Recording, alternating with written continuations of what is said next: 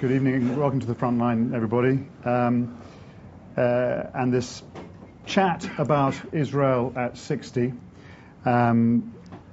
Shai Feldman is a familiar to many of us in the media and is a regular friend to the BBC at times when we most need people by our side to explain what's going on in Israel. I remember having you up, I think, at some ungodly hour in Tel Aviv for one or other election a few years back. It's very good to see Shai here. He's director of the Crown Center for Middle East Studies at Brandeis University.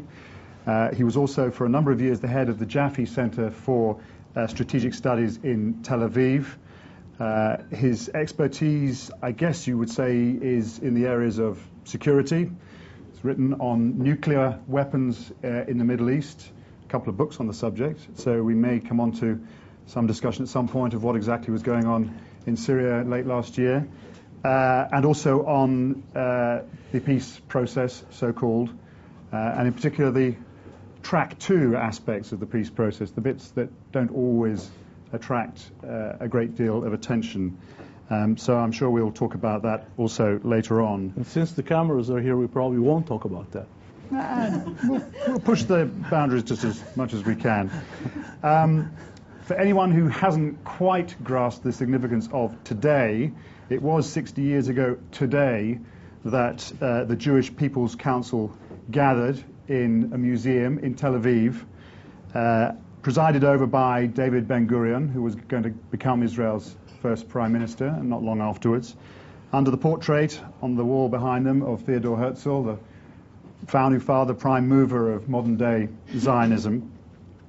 They read out a declaration which would take effect at midnight when the British mandate over Palestine was due to expire. That declaration included the words, "The State of Israel will be open for Jewish immigration and the ingathering of the exiles. It will foster the development of the country for the benefit of all its inhabitants. It will be based upon freedom, justice and peace as envisaged by the prophets of Israel. It will ensure complete equality of social and political rights to all its inhabitants, irrespective of religion, race or sex."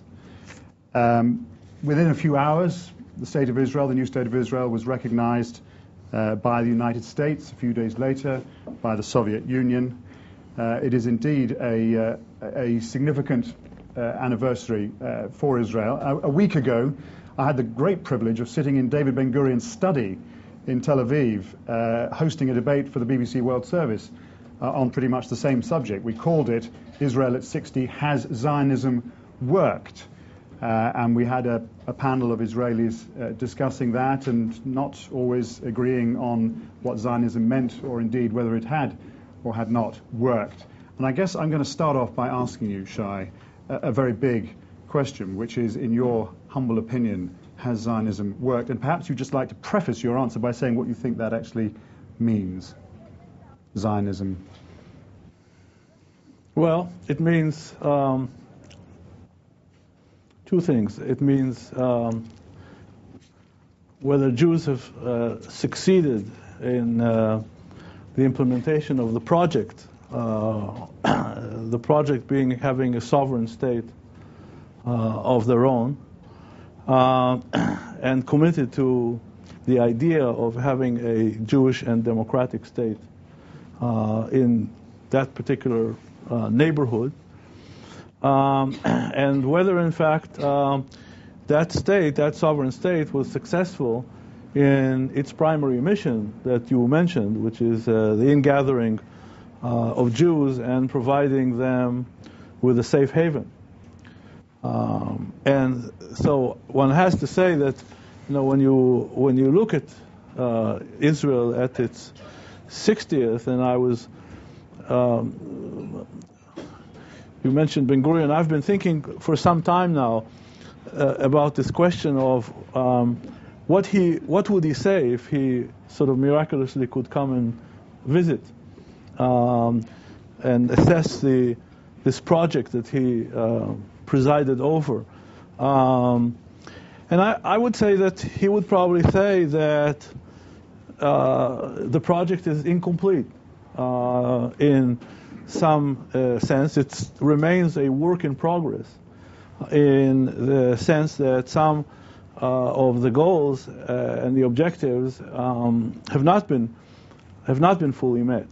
Clearly, Israel has not succeeded in arriving at a peace with all its neighbors. And just as maybe 10 years ago, in the aftermath of about, say, just trying to make the calculation of how many years after the peace treaty with Egypt, a number of Israelis thought that essentially the era of anybody being able to actually pose a serious question mark on Israel's basic security and existence is over. You have a combination of the government in Iran with the president who poses a question mark on Israel's existence almost on a daily basis, developing the capacity for the first time that one of these days might translate to actually an ability to have the physical capacity to threaten Israel's existence. You still have Israel still surrounded by some neighbors in its more immediate neighborhood that are still committed to its destruction, like Hamas in Gaza, like Hezbollah in Lebanon. Other parts of the promise are also problematic. Israel has not succeeded, I don't think, in creating a society that is fully equitable, even among the Jewish population, let alone between Jews and Arabs in Israel, in the state of Israel.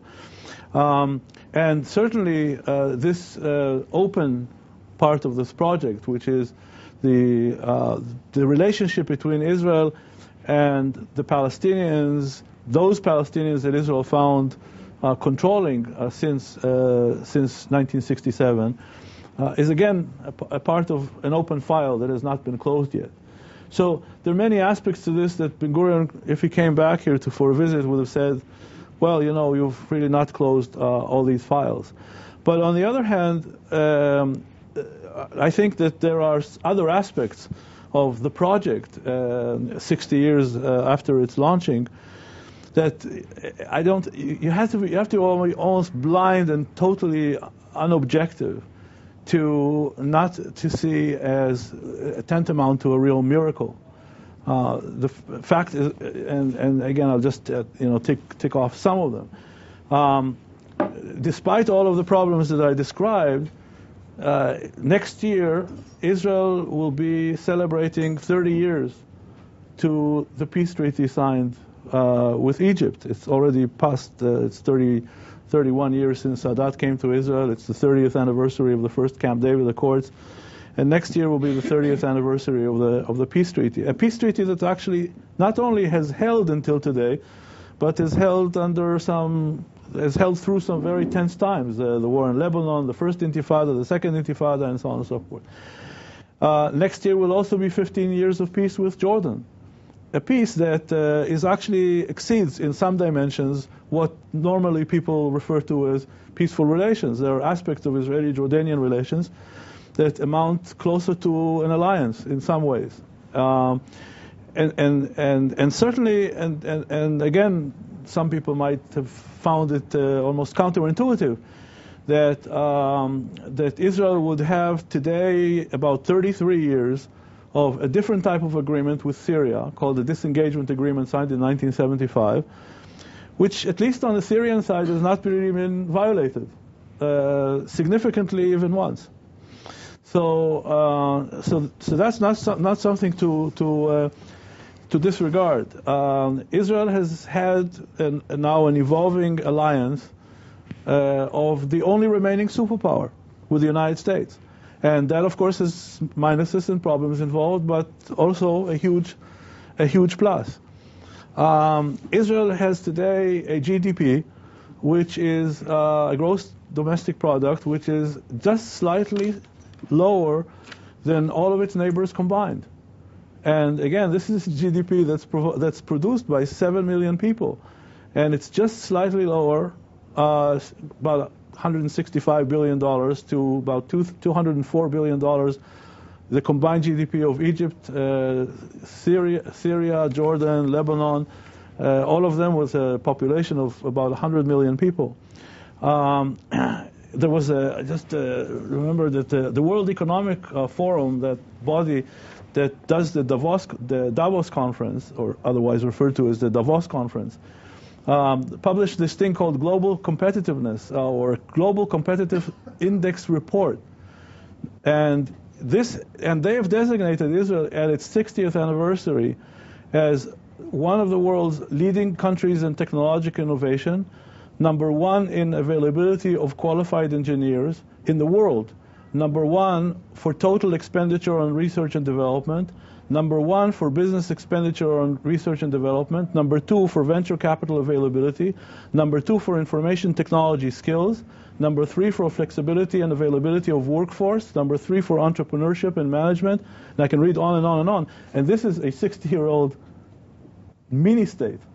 And yet, despite all of that, which is absolutely understood and clear as daylight when you go there, and it feels dynamic, it changes. If you're away from Israel for more than a few months at a time, you get lost because there's a road where there wasn't one before.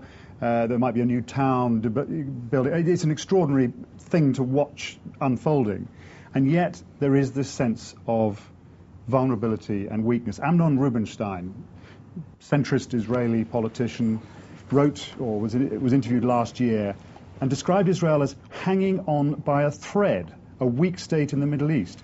Israel possesses military might, he says, but is weak in every other sense. Weak demographically, weak politically, weak geopolitically. Why this sense of sort of existential dread? Putting Iran aside for a moment, and we can come to that, why do Israelis still feel, some of them, that they're hanging on by a thread? You know, I once found myself in one of those quiet dialogues that you mentioned, which sometimes we refer to as track two. And this particular track two was not an Arab-Israeli track two. It was actually happened to be a U.S.-Israeli track two, an American-Israeli track two. And I found myself with the former minister of justice, actually, in a previous Israeli government, and former, actually, creator and leader of the Shinui party, Tommy Lapid. And the subject that we found ourselves in disagreement about had to do with the assessment of Iran's evolving nuclear capacity. And my own view were, let's say, less apocalyptic than Tommy Lapid about this particular issue. And although we argued about the particular issue for a while, actually, I went over to him after the formal session was over, and I said to him, you know, of course I'm a little younger than Tommy Lapid. Tommy Lapid is a Holocaust survivor, for and that's those the who point. don't know him. And that's the point. And the point is that what I told him is that, you know, the reason why we have different views on this issue of Iran's nuclear capacity and its meaning and so on and so forth, really, we don't really disagree about Iran and about what nuclear capacity is and so on and so forth. It really has to do with our different childhoods. Okay, I am, in addition to the fact that professionally I'm a strategist and try to analyze things from a strategic standpoint, I think probably more than anything else I'm affected by the fact that I'm from one side of the family, I'm seventh generation Israeli, okay, and most of the other parts of the family, I'm, you know, between third and fifth generation Israeli. And from my grandmother's side, my first ancestors came to Palestine in 1858. And none of my direct family were affected by the Holocaust. By that time, almost all of the branches of my personal family were in Palestine. And as you mentioned, Tommy Lapid actually was saved in the Holocaust in a transport by somebody throwing him out of a train when he was 4 or 5 years old, and you know, him fending for himself and somehow against all the odds surviving. And I actually think that the two kind of grand opinions, the one that Amnon Rubinstein expressed to you and the one that Tommy Lapid expressed in this dialogue with me, it really very much is affected by whether you were born into the state of Israel and you essentially, almost I would say, are inclined to take, number one, the state of Israel for granted, and number two, really you're a product of the Israeli education system, from elementary school through high school and so on and so forth. And you come to really believe in, and of course to some extent, and you mentioned Ben Gurion. Ben Gurion was very, very interesting in one aspect that is relevant to this, which is that Ben Gurion, of course, as also as a student of history, personally believed in kind of the continuity of Jewish history, and he understood as a historian, self-taught historian, that Israel and the creation of Israel was simply another phase in the history of the Jewish people. But in order to create an ethos for the newly created state, a kind of a doctrine, and to be able to mobilize the population to withstand the huge challenges that the population faced with all the Arab countries attacking on May 15 and so on and so forth. The doctrine that he created was one of a break with Jewish history. Okay, Zionism in many ways for him was a rebellion against diaspora life, or the Jews in the diaspora, and so on and so forth. And therefore, and part of that, of course, was the very strong belief in self-help. Okay, and Zionism meant Jews bearing arms for the first time. This was not characteristic of Jewish life in the diaspora.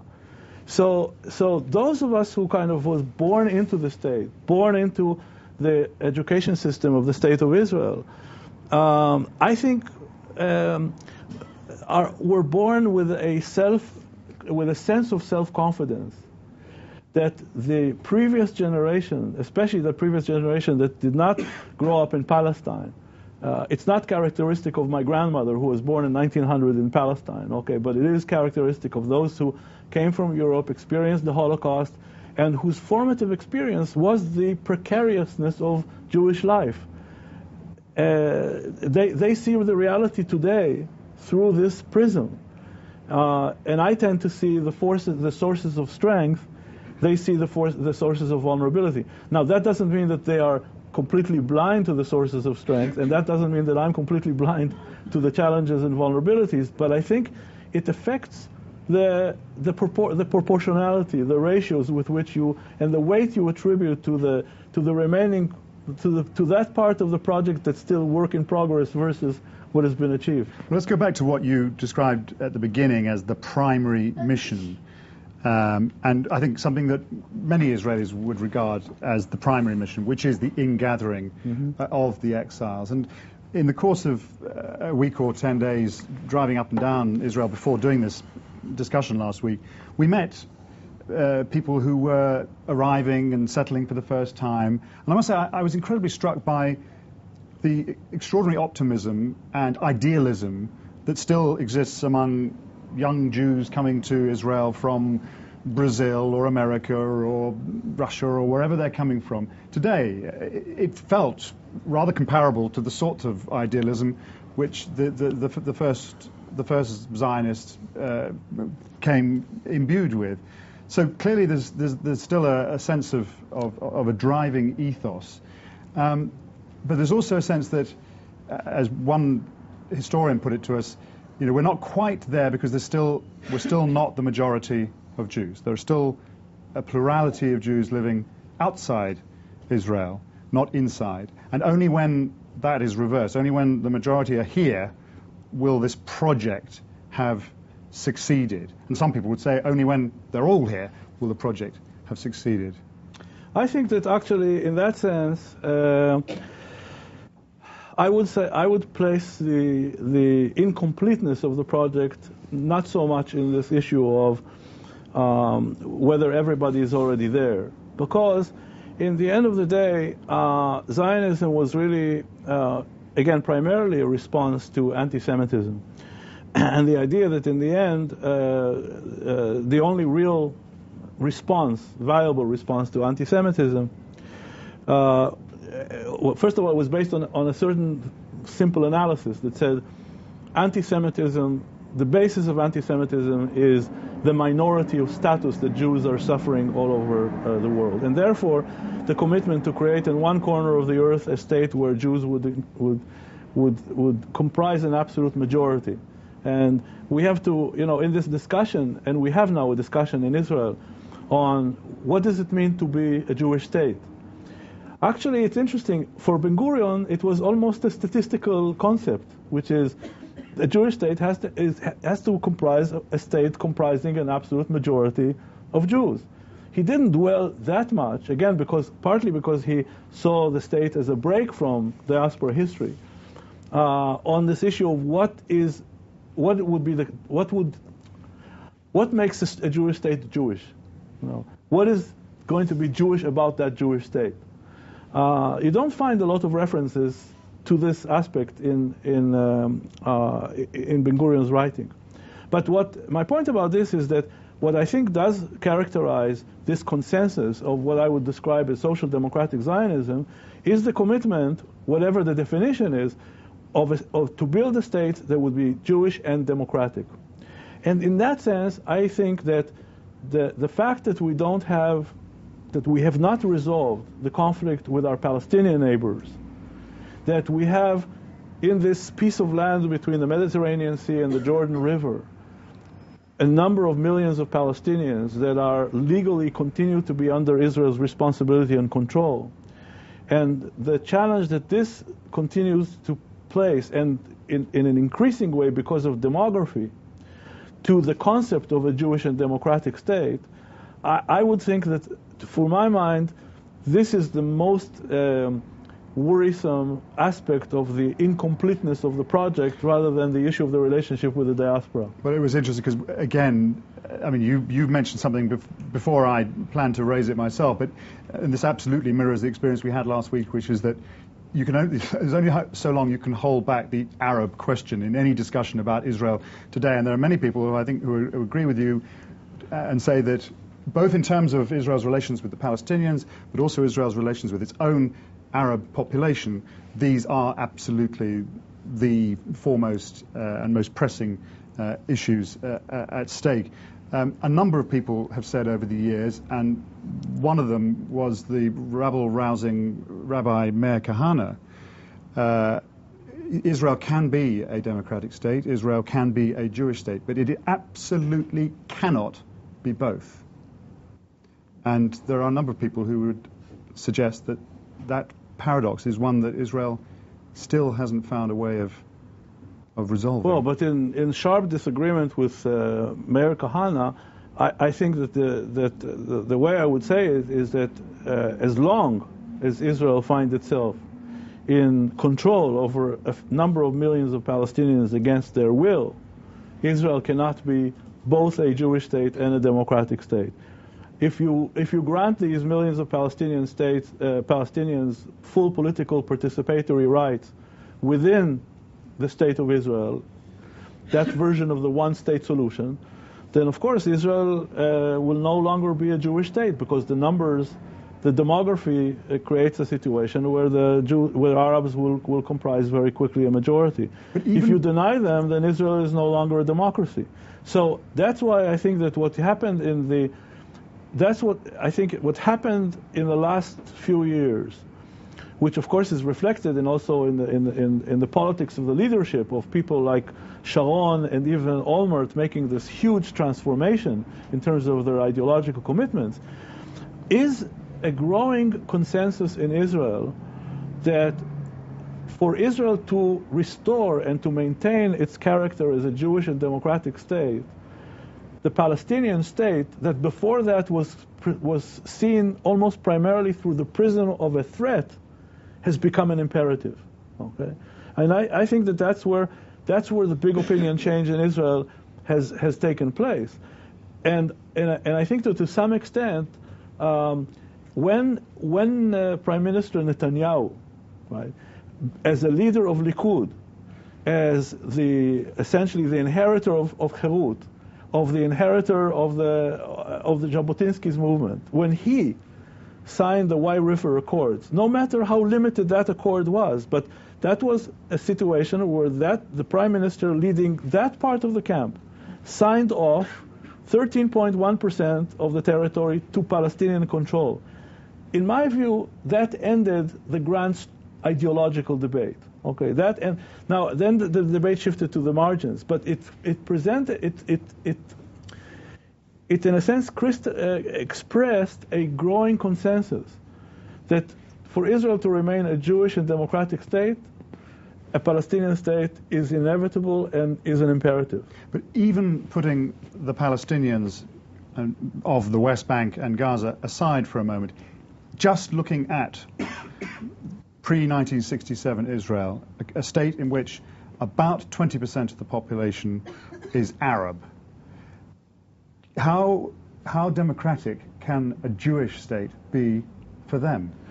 Well, I think that one has to go back to the Declaration of Independence that you mentioned.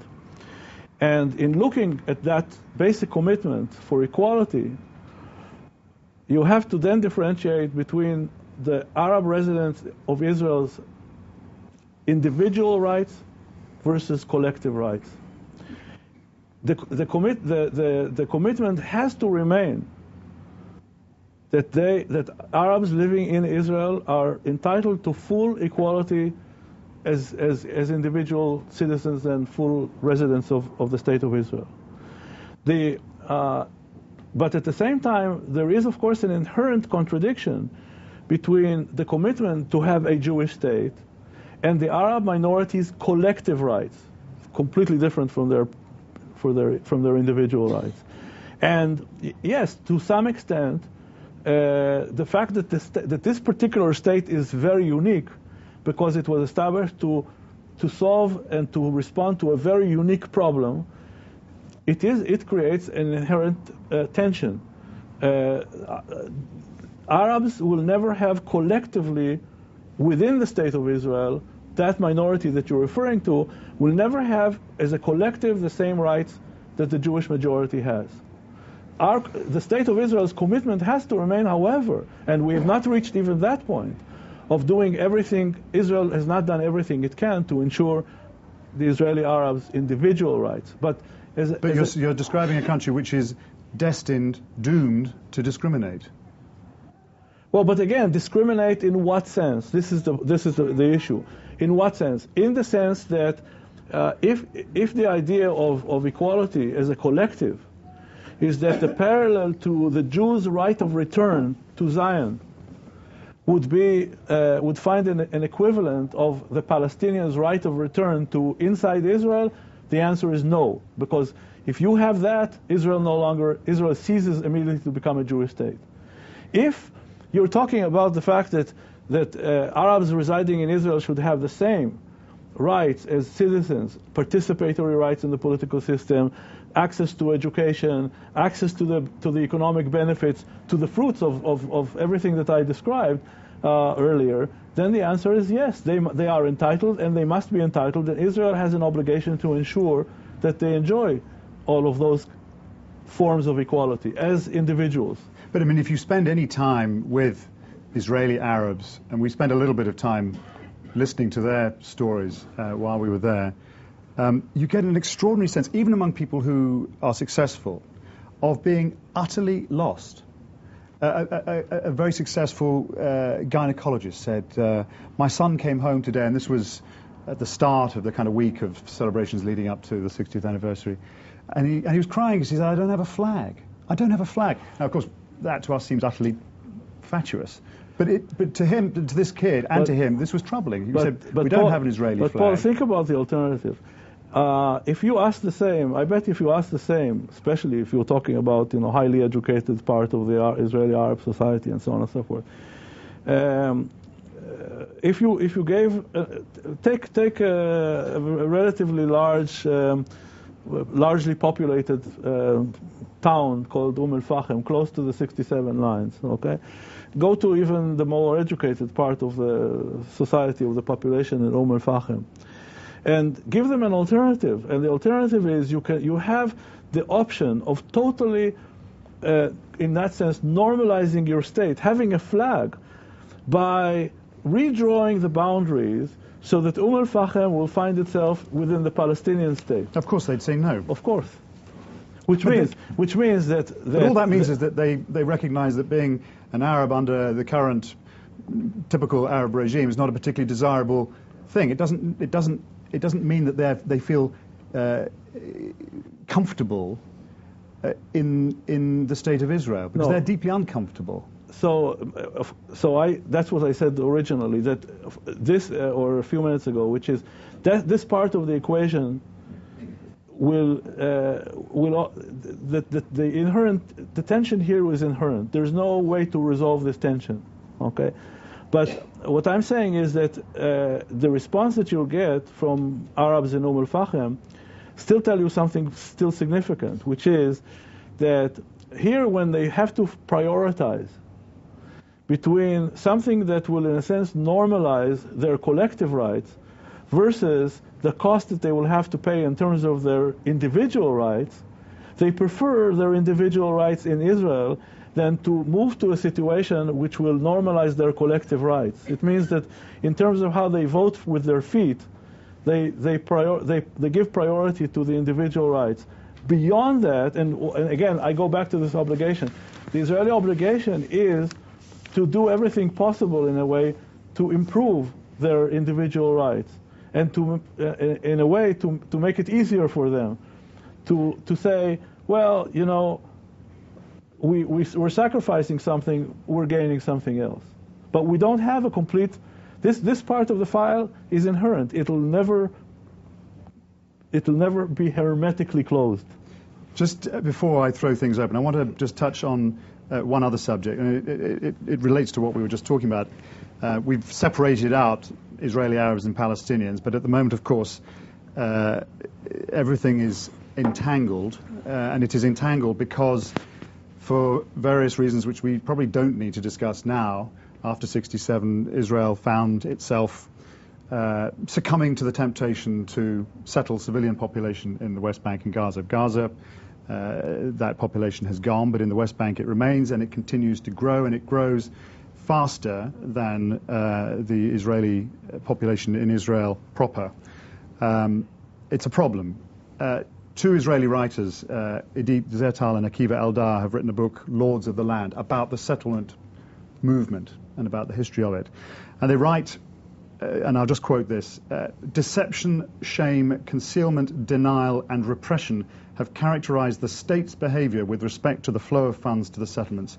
It can be said that this has been an act of duplicity in which all of the Israeli governments since 1967 have been a partner. This massive self-deception still awaits the research that will reveal its full magnitude.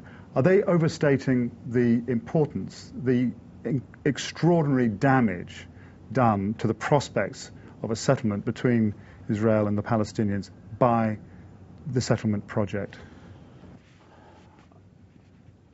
I don't think so. I think that I wouldn't disagree with the thesis. I'm not sure that I would choose every word, but I don't disagree with the basic thesis that the settlement project, or the project of constructing settlements on the other side of the 67 lines,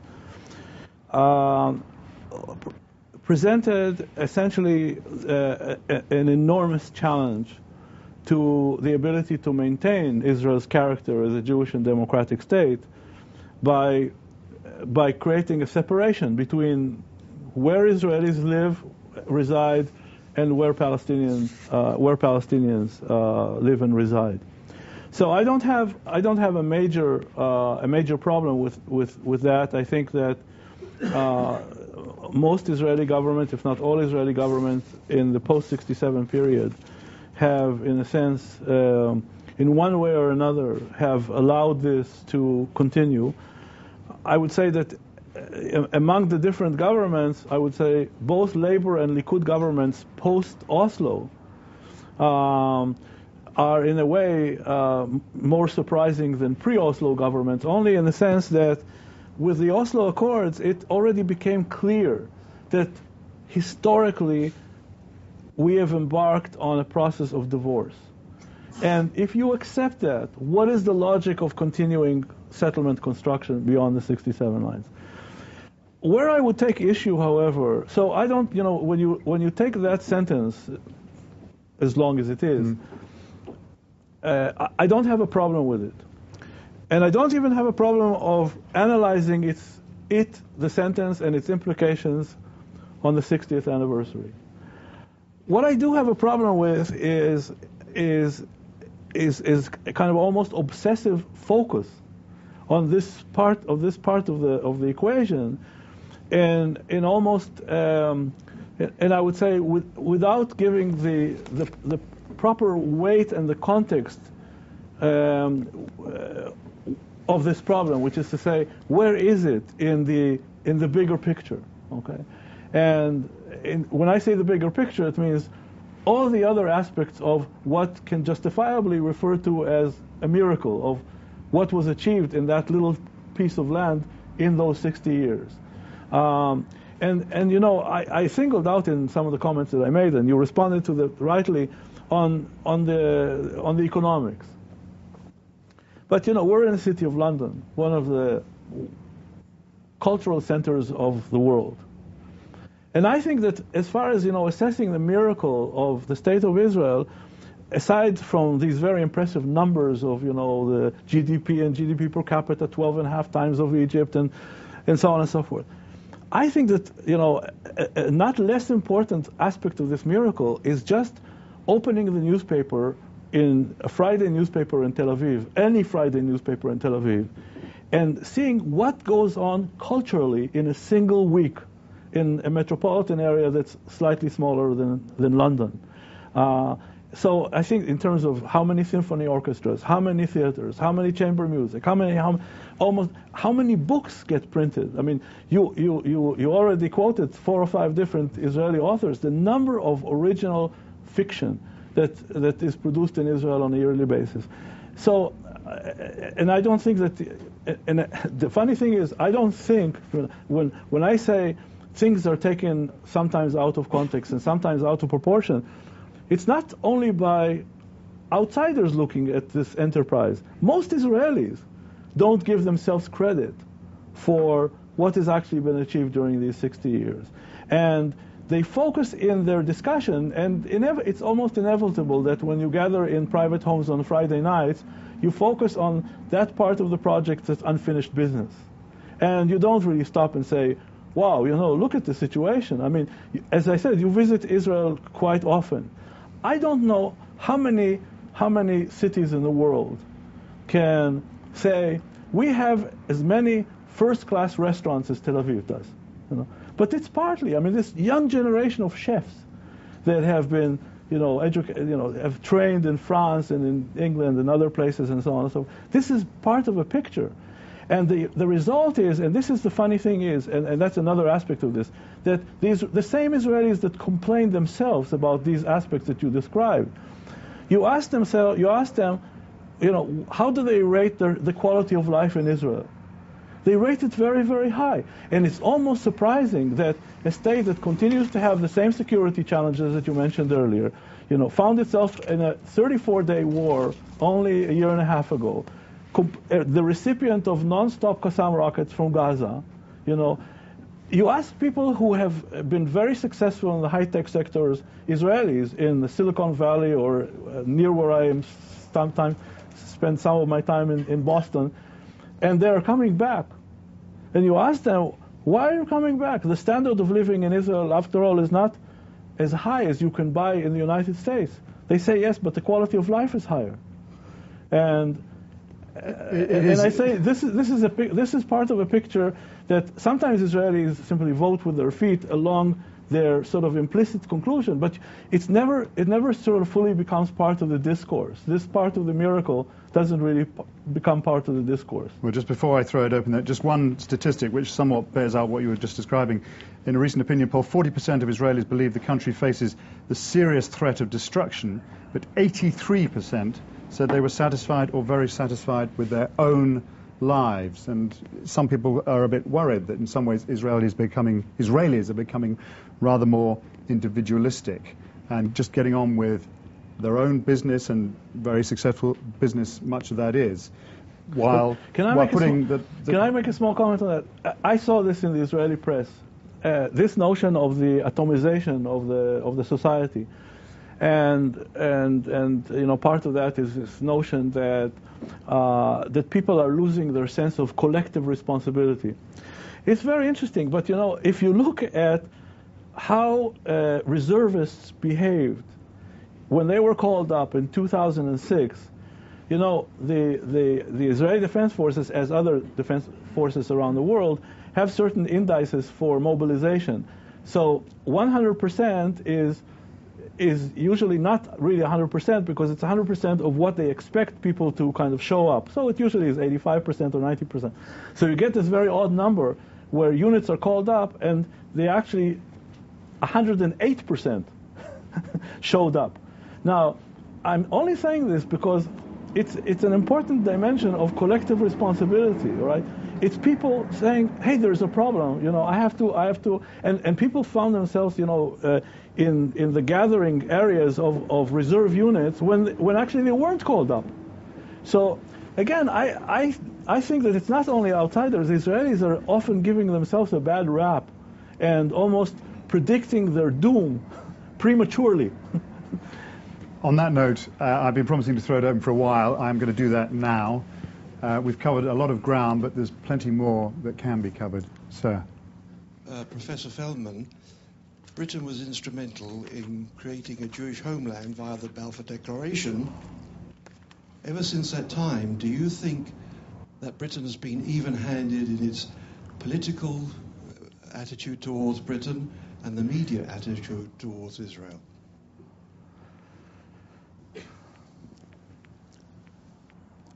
Now you're putting me on the spot. It's one thing dealing about Israel, but then dealing with the UK on the same evening. Let me say something about. Let me try to put it in a somewhat broader context, because I think that it's not just the UK; it's the whole issue of Europe and its attitude towards Israel, and the UK is part of it. I actually think that friends of Israel and Israelis are not unjustified to point to areas where we face problems. But again, we take those areas slightly out of context, and we don't really provide real or full appreciation of the totality of the relations, either whether it's the UK versus Israel or generally European countries versus Israel. I think we definitely have a problem in parts of the intellectual community and part of the media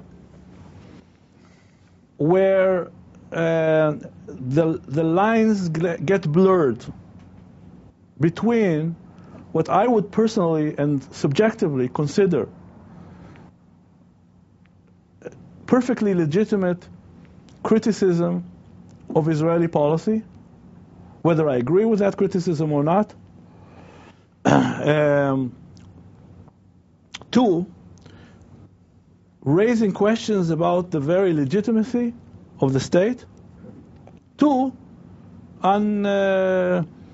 unabashed anti-Semitism.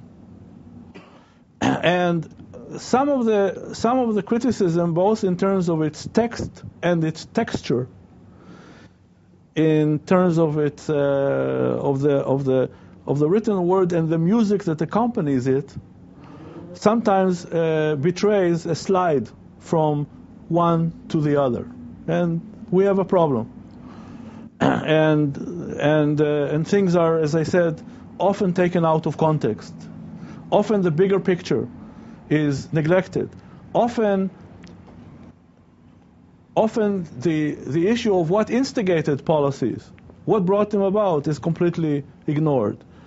There is a tendency on the part of the more liberal sides of the communities, whether it's the media community or the intellectual community, to basically, after 1967, partly because of the real problems that we discussed, Israel finding itself in control of the Palestinians, but even more so, just broadly because Israel is perceived as the strong, and the Palestinians are perceived as the weak.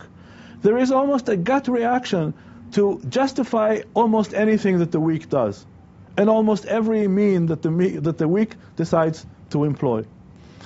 And in that sense, we have an ongoing challenge to explain the context, to make people understand, or to at least make people aware of the fact that in most cases, what seemed to other people from the outside, excessive use of force and so on and so forth, comes from somewhere. It doesn't come from the fact that there's a group of Israelis that wake up in the morning and the first thing that comes to their mind is, how do I do the next injustice to my Palestinian neighbor? That's not where it comes from.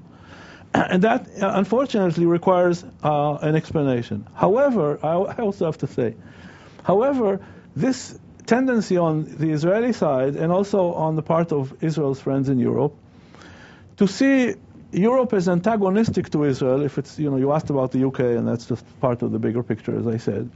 I think also is a huge exaggeration, because if you look at the totality of the relationship, if you look, first of all, Europe is Israel's largest trading partner. Okay, the degree of economic interactions between Israel and Europe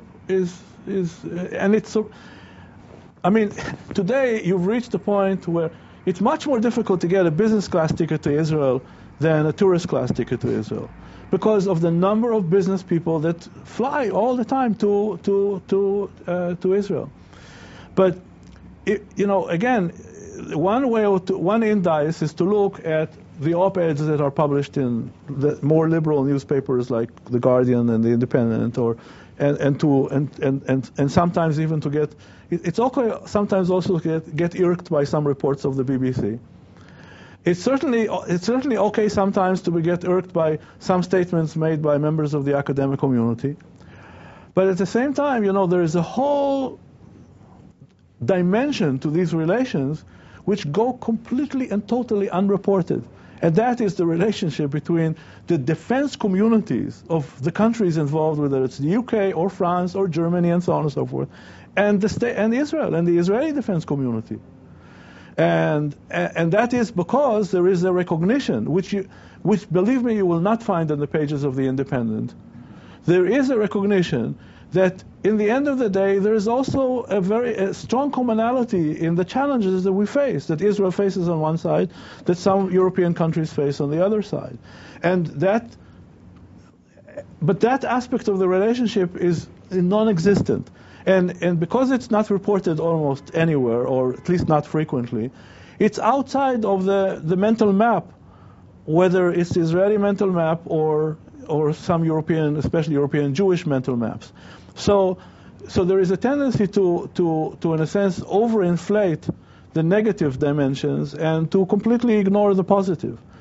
And if you have a situation where after those 60 years, and you mentioned the UK, the Prime Minister, only the other day, the Prime Minister of the United Kingdom and not of Israel, said the creation of the State of Israel is one of the most amazing creations of the 20th century. To me, I think great. And even Ben-Gurion, if he came to visit, would say very interesting. By the way, it was also interesting that we talk about the BBC. It's very interesting. I talked about the BBC. It's very interesting that various Israeli prime ministers, from Ben-Gurion himself and the great warrior for Israeli independence who fought the Brits, Begin was addicted to the BBC. Begin started every morning when he woke up at 6 a.m. listening to the World Service. The camera is on, so it would be interpreted as if I'm making some advertisement for the. But it also means that Israelis are on the other side. They also appreciate the first part of your question, which is there is a very strong linkage between the UK and Israel. People have not really completely forgotten the history. It's certainly true that, as a reporter in Israel, you get very, very thick-skinned by an exchange which invariably goes, oh yes, I listen to the BBC all the time. You're terribly anti-Israeli, you know. And you sort of, you nod your head and say, and the conversation moves on. But that's invariably how it starts. Any more questions for Shai? There was a question about the media. And yes, sir.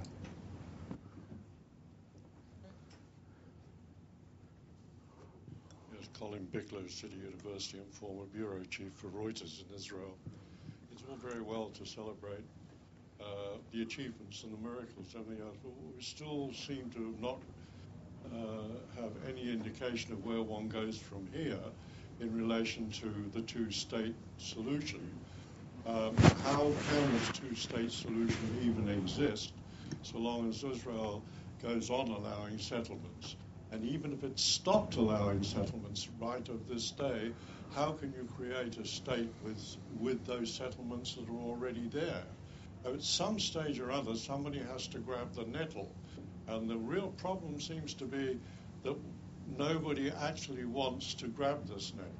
And nobody seems to, a lot of people don't seem to see the Palestinians as victims, whether they're victims of Israel or victims of the rest of the Arab world. And until somebody grabs the nettle of this, surely the miracle is threatened. Let's talk a bit more then about settlement. I mean, we were talking about it before, but I mean, 46%, according to Peace Now, 46% of the West Bank is now effectively under the control of Jewish settlements. Now, a lot of that land is still not built on, but anyone who's looked at the map of settlements in the West Bank knows that there'll be a dot in the middle and then a huge area of unbuilt land around, which has been expropriated. And some of that is private Arab land, and some of it was state land. But it's a huge proportion of the West Bank. And then you drive around and you see this extraordinary, I mean, mind-boggling network of roads and tunnels and overpasses, and to say nothing of the wall, stroke fence, stroke security barrier.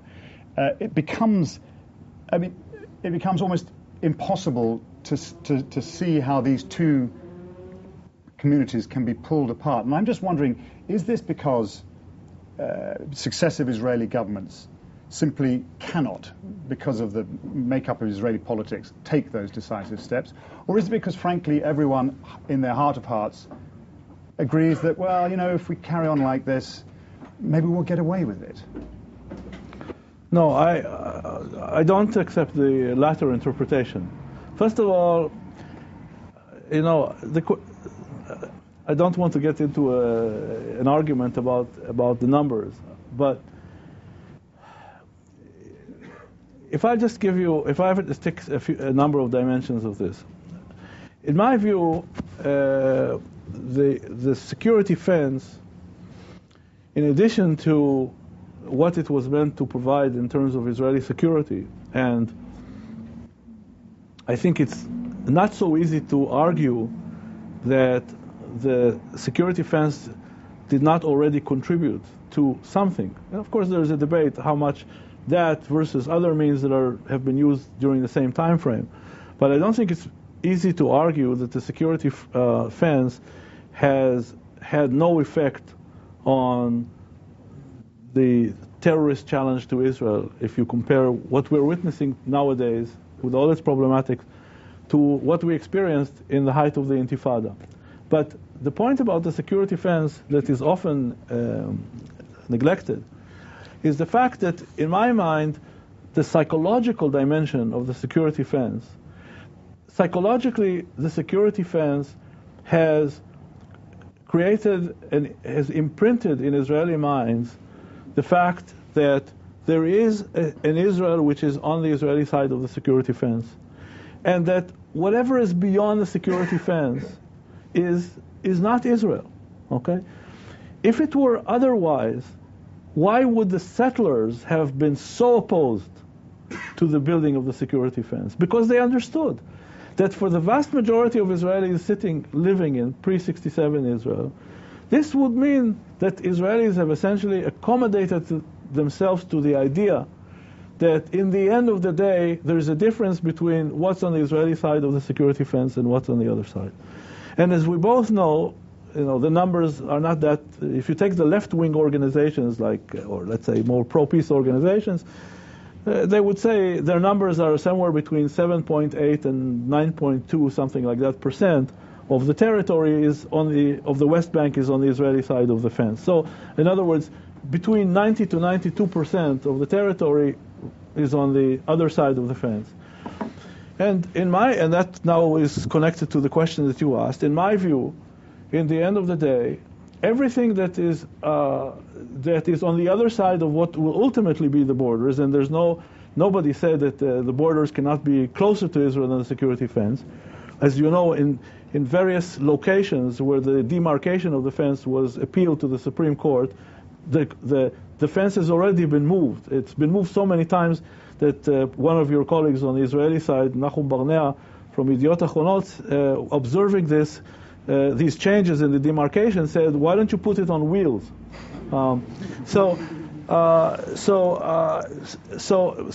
Nobody's wedded to the idea of that 90% is the end.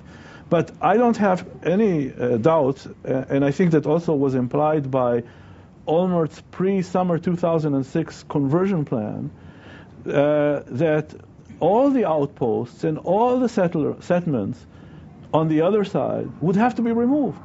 Okay, would have to be removed, and I think that there is actually a broad consensus.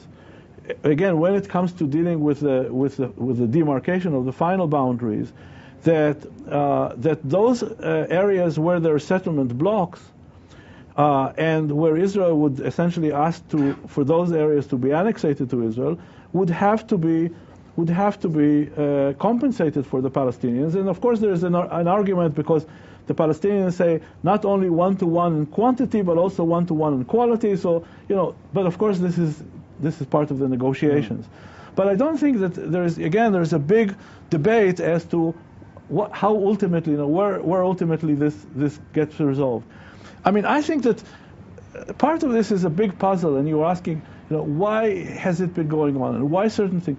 The biggest puzzle I think that we face is the fact that there is actually, I think, a broad consensus in Israel about the contours of a deal with the Palestinians. By the way, I think that the same applies to the Palestinian public. The problem is, and I say, plus minus a few percentages, it's more or less what Clinton suggested at the end of his term.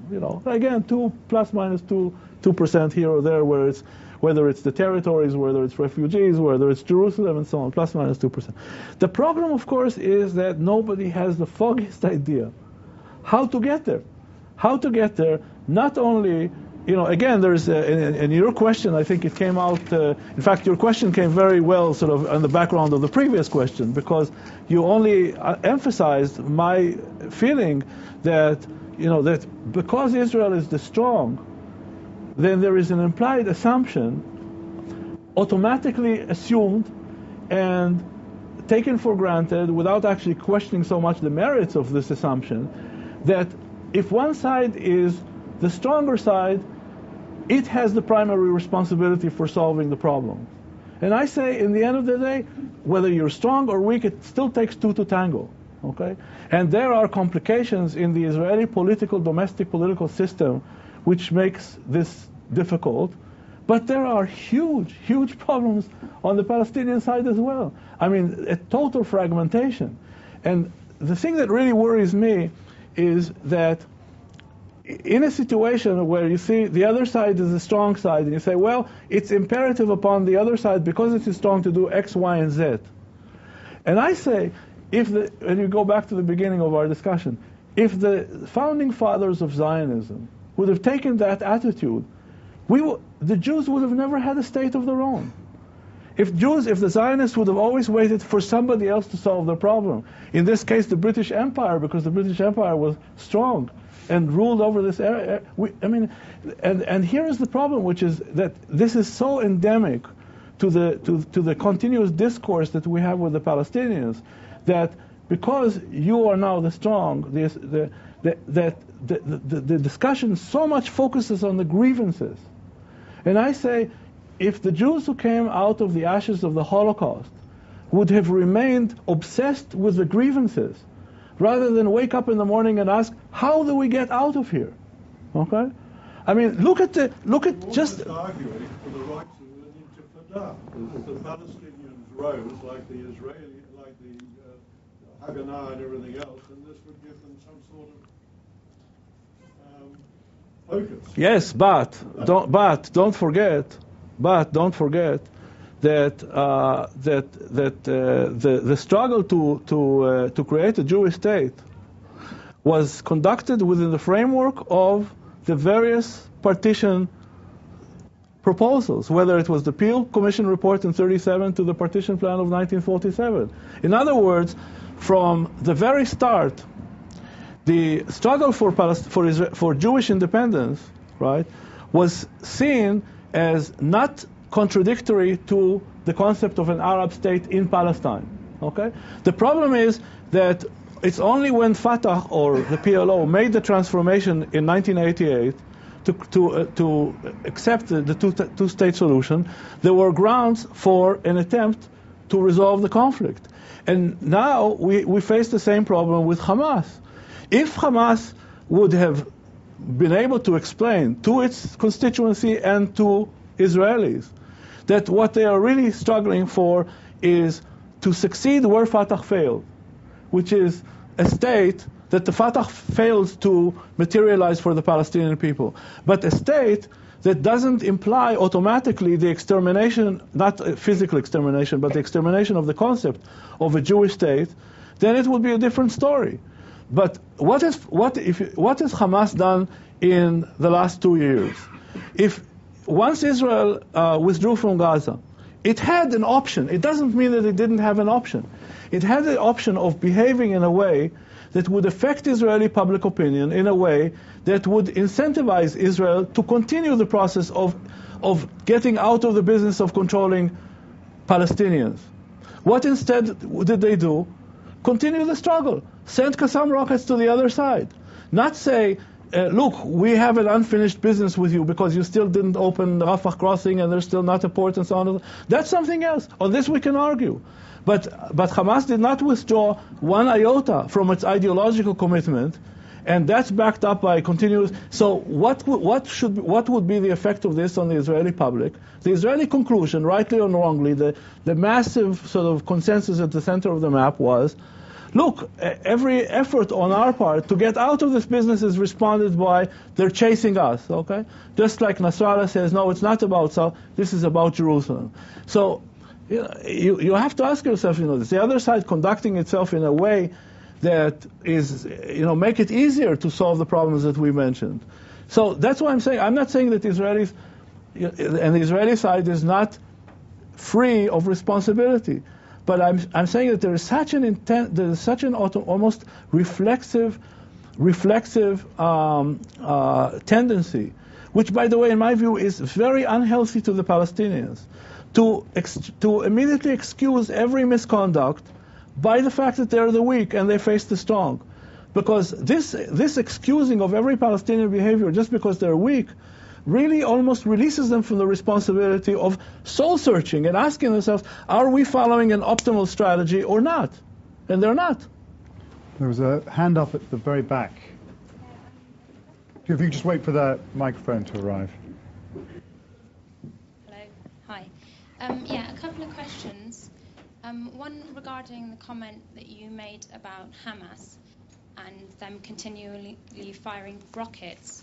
Do you think with Israeli policy in the last 60 years that, take aside the political side, on a humanitarian side, that they have dealt with the matter in the best way possible? What has Hamas done in the past 2 years? I could be inclined to agree with you. But then also, what has Israel done in the last 2 years in dealing with this, with regards to the siege in Gaza and the recent shelling that we witnessed in March, which leads nicely on to the point about the whether Britain is actually even with its treatment to Israel. I think you'll find that it's actually quite pro-Israeli, because in Gaza, when 127 people were killed in the space of 5 days, we received barely no footage. Yet a week later, Gordon Brown made a statement that after 8 Israelis were killed in the West Bank, that this was an attack on the peace process, yet he didn't feel the need to comment on the 127 Gazans, over a third of them were women and children. And the second question is, it's 60 years tomorrow since the creation of Israel, and there no doubt there are going to be fireworks, celebrations going on in Israel. And that as was you last mentioned, they're going to be really happy. And I just wanted to ask, that's the feeling of the general public, but the Zionist founders, wasn't their intention to create a safe haven for the Jewish people?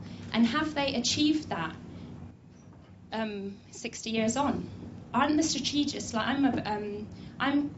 I'm more interested in knowing not what the general public thinks about 60 years of Israel and whether it's a miracle, but the actual Zionists, like the founders.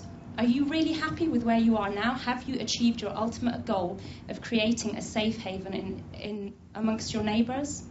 This was a question that we asked a lot of people in the preamble to our discussion, and it was interesting that one of our panelists said quite forcefully, you know, look, of all the countries in the world, this is the last place where a Jew feels safe. Others who we spoke to who had arrived in the last couple of years threw that question straight back in my face and said, of course we do. This, you know, it's actually safer here. I mean, there was one lady who arrived from Buenos Aires, and she said, look, it's far more violent on the streets of Buenos Aires than it is here. You should mention 700,000 have actually emigrated.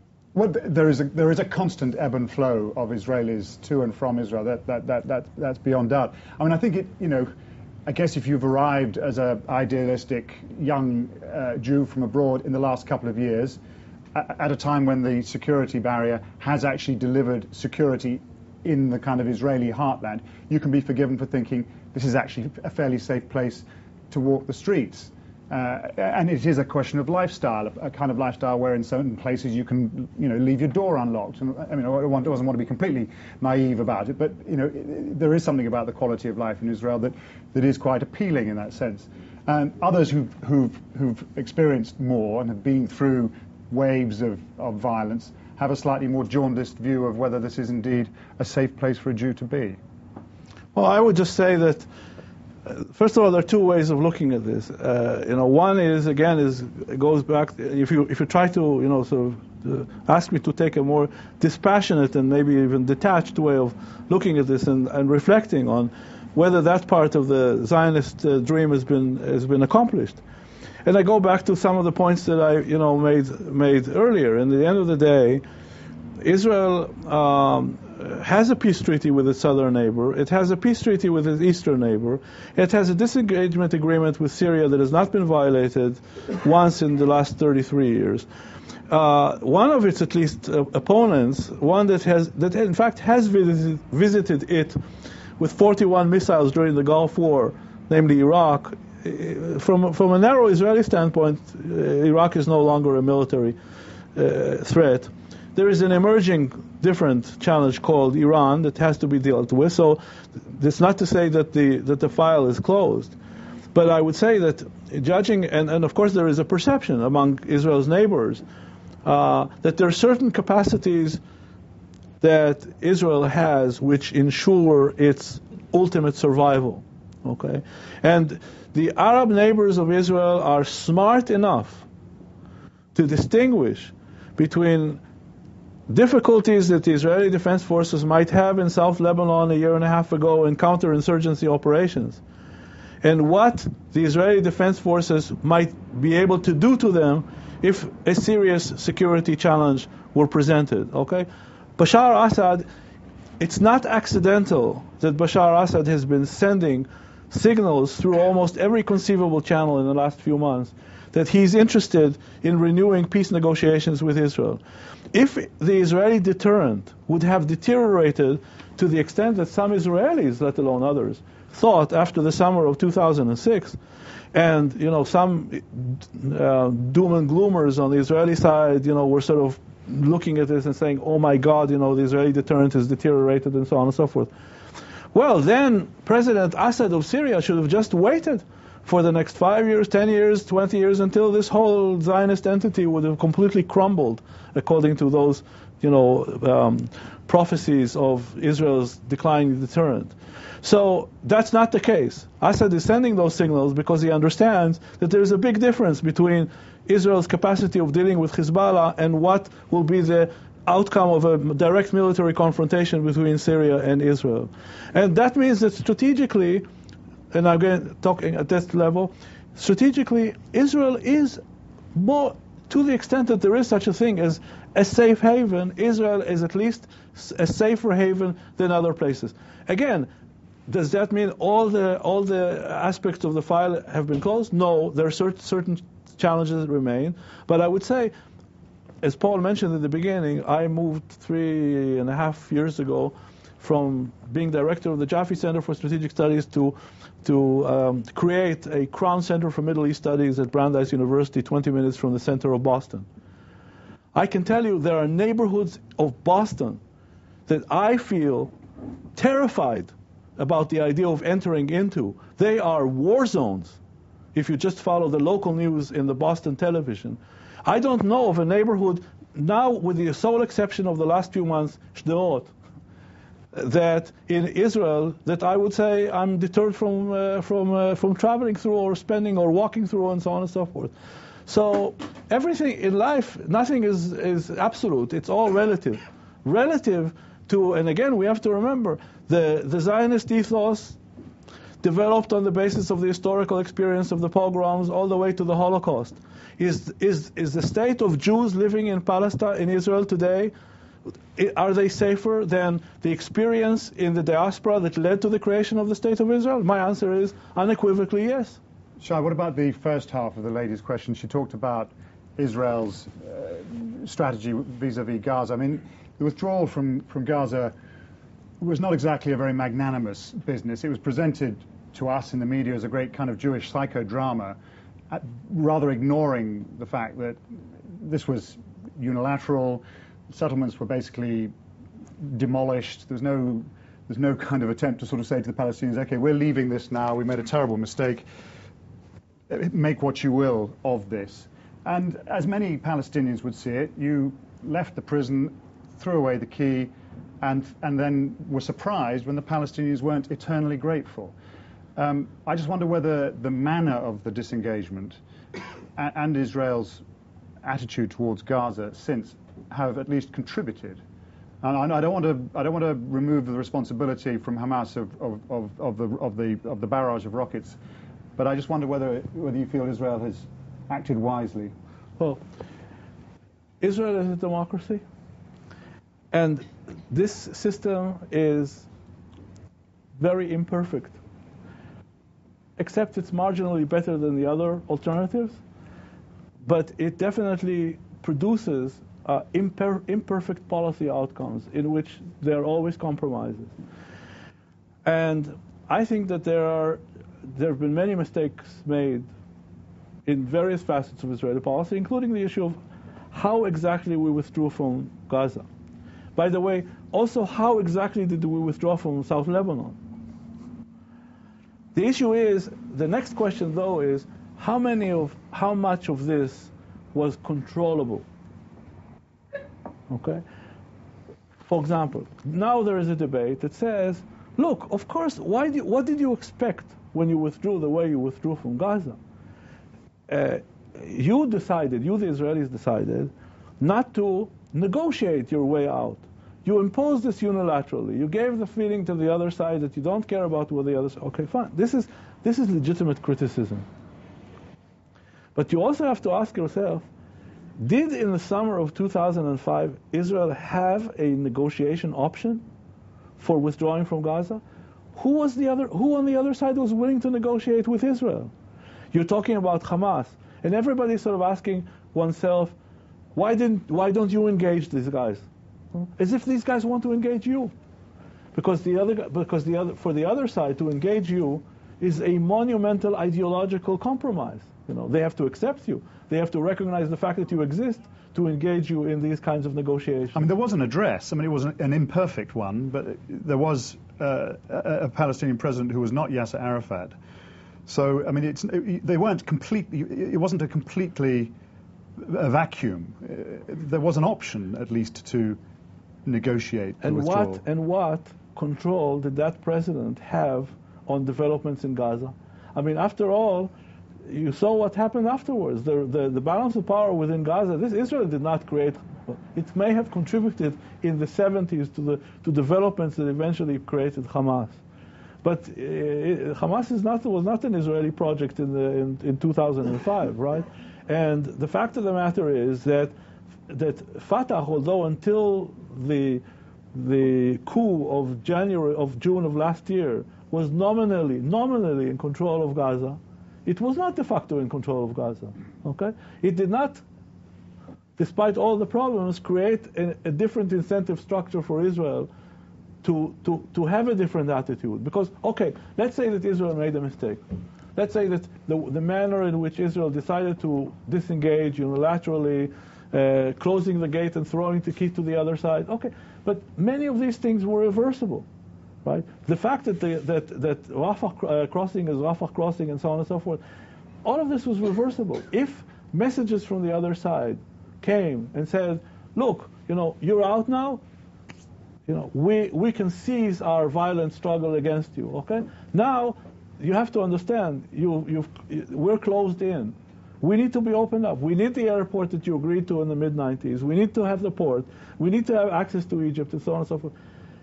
Is it conceivable that if Israel did not face these continuous Qassam rocket attacks from Gaza, Israel, under those circumstances, would have said no?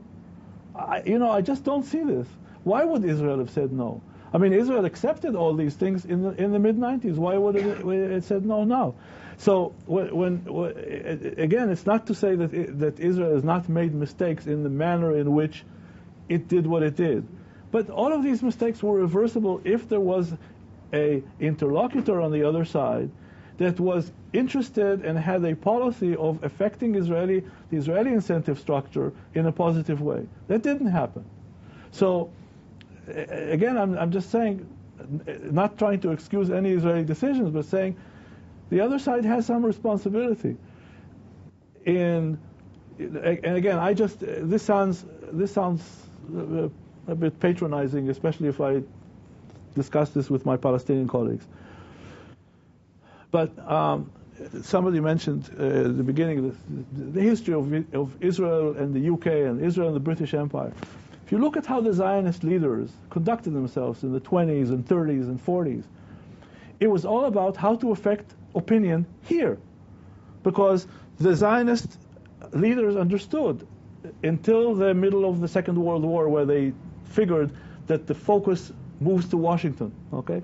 But until 1942, when Ben-Gurion moves his operations and tries to talk to FDR, the focus of the Zionist diplomatic efforts were in England. And the understanding was you have to affect opinion in this country if you want an independent state. And I'm asking, if you look at the history of the last 50 years, when was the last time the Palestinians devised for themselves a strategy for themselves, for their own goals, of affecting opinion in Israel? Arafat, in a very short time frame, between Oslo and the beginning of the suicide bombings in 1995, okay? But that was the exception to the rule. So, you have, again, I just go back to this issue. There are two to tango here. And you face this problem to this very day. You have a situation where Hamas complains that Israel is imposing all these humanitarian disasters and so on and so forth. There's not enough fuel, there's not enough this and so on. And Hamas, whether it's Hamas or Hamas just permitting others, allowing attacks on the crossing points themselves. Okay, on the fuel depot. Okay, you go inside Israel, you kill 2 people in the fuel depot, and then you complain that Israel is not supplying fuel to the power station. What logic is there of this strategy? There's a hand up over here. I should just check how much more time we have, by the way. A couple more questions. Okay. Hi, I'm Simon Clark. You've talked from a human point of view about the inherent tensions that exist between the two groups, and I think if we've looked at the last 60 years of creation and the sustained state of Israel, and now we look at the next 60 years, you seem to be saying on one hand that democracy and the state of Israel are two exclusive or mutually exclusive issues. No. How well, if you have a Jewish state, how do you have democracy? But anyway, you have, it seems to me, two sets of people that, on the Jewish side of things, are in a survival mode. In one way or another, from their history and everything else, it predisposes them to look at their survival and to look at the world and their neighbors in that way. And then you have the Palestinian side, where they're equally in a struggle for survival. And if you're looking at the future, how do you see those two irreconcilable survival struggles coming to a peaceful conclusion within the context of, you say, a successful Israeli Jewish state, which is undeniable, but it seems at a great cost to the Palestinian people. And then you say you have peaceful relations between Israel and neighboring states. And if you take it in a broader sense, that Israel seems to be allied more to its Western allies in Europe and in the States, as opposed to its Arab neighbors, where does its future lie if that is the continued state of politics, where if you like, Israel seems to be more and more isolated within the geopolitical scene in the Middle East from its neighbors and more allied to in the Middle East to the enemies of the Middle East in a sort of broader sense? Well, I guess I have to say failed to clarify my views, I guess, because I for a moment don't think that there is a contradiction between having a Jewish state and my own point about this is that to maintain and to restore and maintain Israel's character as both a Jewish state and a democratic state, Israel has to get out of the business of controlling a number of millions of Palestinians against their will. That's all. How can this be done? By allowing Palestinian statehood, by creating a situation where the Palestinians have as fully as possible, because no state in Europe today is fully sovereign. At least those who are members of the Euro bloc are not fully sovereign, right? They lost control over monetary policy. Somebody else makes their monetary policy. So in this interdependent global world that we live in, no one is fully sovereign. But as fully sovereign as possible and as fully contiguous as possible, that Palestinian state needs to develop and be created in a way for Israel to maintain its character as a Jewish and democratic state. Therefore, I've been as a student of history, I've associated myself with those in the Zionist movement that accepted the partition proposals from 37 to 47, and I think still the idea of a two-state solution, the idea of partitioning the land, continues to be the only paradigm that would allow the Zionist project to materialize as best it can, and would allow the Palestinians to meet their national aspirations alongside the state of Israel. That's the first part of my response. The second part of my response is that I don't share, I would say, your perspective of where things are in the Middle East. First of all, there is a proposal on the table which is called the Arab Initiative. And, we can have, and Israelis have, a lot of difficulties with some aspects of it, but again, in my discussions and our debates inside Israel rather than in London, I also say, in that context as well, you have to differentiate between the details regarding which you might have some difficulties and the big picture. What is the big picture? The big picture is that, in contrast to the historical development that Paul recounted in the beginning of our conversation, which is Israel announcing its independence on May 15, 1948, and immediately being invaded by all of its Arab neighbors, you have a situation where the Arab neighbors have come with a proposal and said, if you withdraw to the 1967 lines, and if you we are willing, and the whole idea about the Arab initiative was to persuade the Israelis that what is implied here is a willingness to make peace with Israel, which exceeds a government-to-government peace, that in fact talks about integrating Israel into the region, and which means transcending a government-to-government peace to a people-to-people peace. Now, even today, and so, first of all, there is an Arab proposal.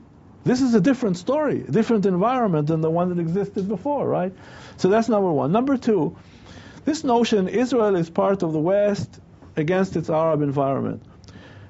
This is not where the fault lines are in the Middle East today, okay? The fault lines are somewhere else, okay?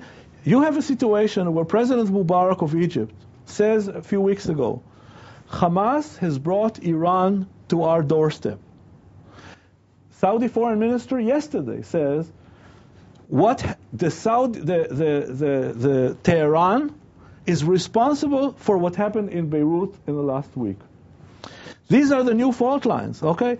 When Israel conducted, or was said to have conducted, at least now the Americans officially say, Israel conducted an operation in southeastern Syria, and it took out a nuclear installation and so on. Now there is an American, now it's no longer, foreign sources say and so on. Okay.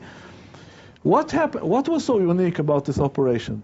What was unique about this operation is that Israel was said to have traveled to the far northeastern corner of Syria, take out a major facility. The entire Arab world, Egypt, Saudi Arabia, Jordan, everybody remains completely silent. Why? Because the same Arab countries, Saudi Arabia, Egypt, Jordan, and so on, all saw whatever was developed there as part of Iran's influence in this part of the region. And that means that if you look at things through the prism of what it looks like as an Egyptian or Saudi or Jordanian defense planner, or the king of Jordan who talks about the Ark of Shia, okay, Israel is not part of the West. It's not that we are all surrounding Israel as as enemies and so on and so forth. Israel is not only part of the problem. Israel is also part of the solution. Okay, and the fault lines are today. The fault lines are two coalitions facing one another. There is a coalition of Iran, Syria, Hezbollah, and Hamas, and it is faced with a tacit coalition of Saudi Arabia, Egypt, Jordan, Israel, the Siniora government in Beirut, and others that I will very subjectively call the good guys. But it's not a situation in which, again, Israel is now completely isolated and alienated from its environment. This is not the situation. In a way, Shai, hasn't it just, yes, that is the fault line that we're all preoccupied with, but it hasn't replaced. It is merely pressing down on the fault lines, the ones that we're all wearily familiar with, to do with Israel and its relationship with the Arab world. Those haven't gone away. No. You may have rather frosty peace with Egypt, slightly better peace with Jordan, an accommodation and understanding with Syria, but it's still, you're still, what Benjamin Netanyahu likes to call a rough neighborhood. First of all, of course the neighborhood has stayed rough. All you have to do is follow the developments in Beirut in the last week to see how rough the neighborhood remains. Number two, it's true that in the Middle East, by the way, I don't think it's the only region in the world where this is the case. You've got a lot of cross cleavages, which create different kinds of fault lines. But what does it really mean? It means that Israel is simply another Middle East player, because what you said, and it is absolutely true, is also true for many of the Arab countries. they also are operating simultaneously at different fault lines, and they have competing interests, and so you see them playing different games with different neighbors simultaneously. Welcome to the Middle East. One more. There are no such things as quick questions in this, but if I can ask anyone, the lady on the far end there, yes. Yes, you.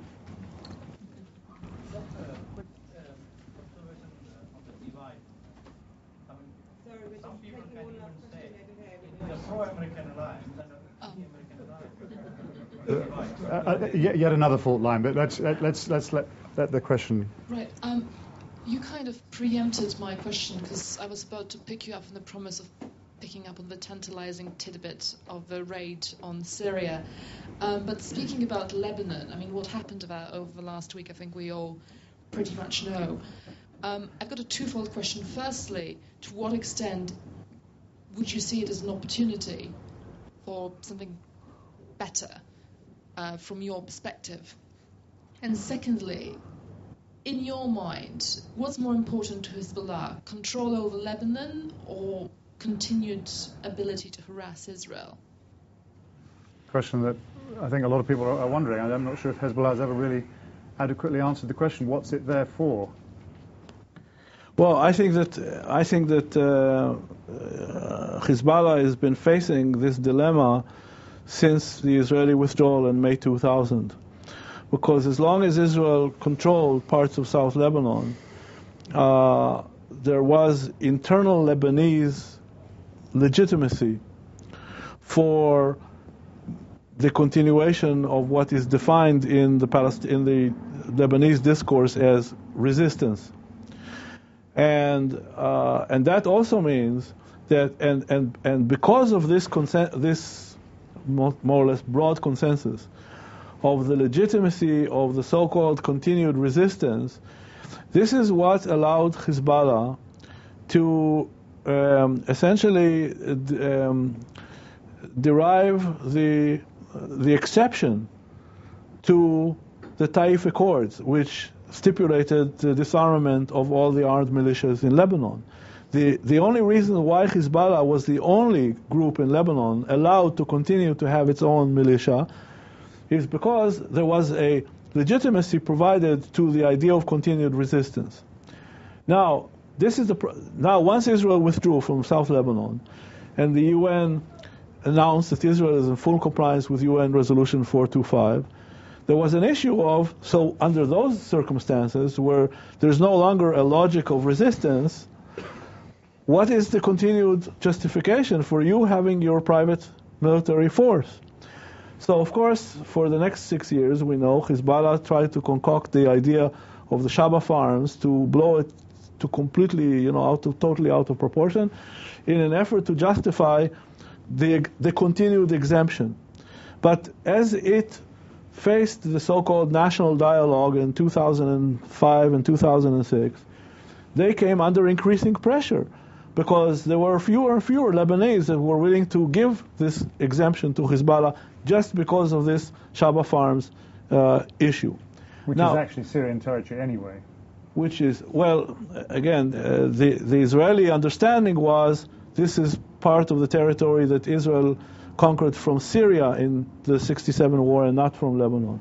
And by the way, that was also at the time the judgment of the UN Security Council, because otherwise they would not have found Israel in full compliance with UN Resolution 425 if it thought that Israel did not fully withdraw from Lebanese territory. So all the UN guys that came and measured basically corroborated, in this case, the Israeli position that this was Syrian territory and not Lebanese. But this is all, technical.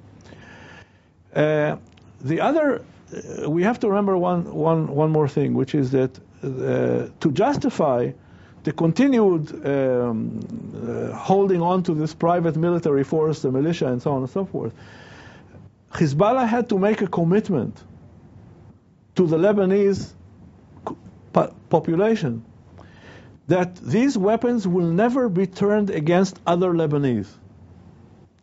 So now Hezbollah has two challenges. The first challenge emanated from the 2006 war.